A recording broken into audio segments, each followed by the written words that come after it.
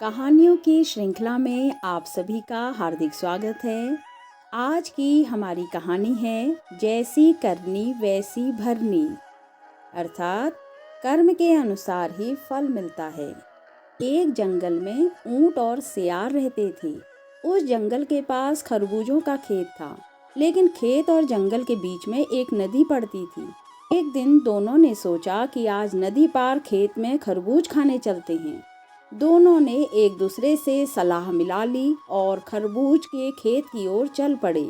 जैसे ही नदी के पास पहुँचे, सियार बोला, ऊँट भाई, तुम मुझे अपनी पीठ पर बैठा लो तो मैं भी नदी पार कर लूँगा।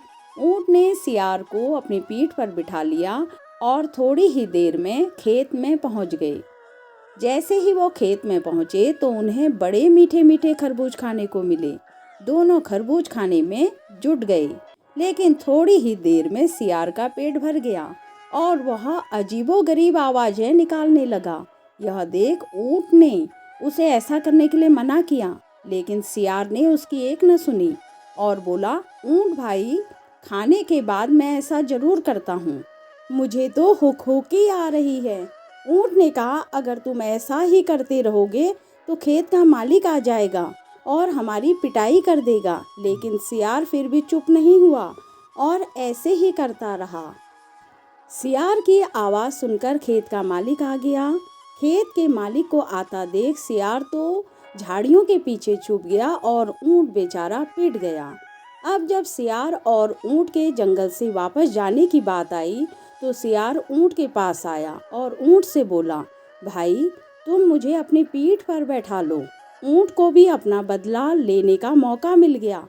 उसने सियार को अपनी पीठ पर बैठा लिया। जब ऊँट नदी के बीचों बीच पहुँच गया तो बोला, यार, मुझे तो लुटलुटी आ रही है। खाना खाने के बाद मैं लेटता जरूर हूँ। जैसे ही ऊँट बैठने को हुआ तो सियार ने उससे कहा, अगर तुम बैठ जाओगे तो मैं तो डूब ही जाऊंगा, बस थोड़ी देर रुक जाओ। अब ऊँट की बारी थी, इसलिए उसने भी सियार की एक न सुनी और नदी में बैठ गया।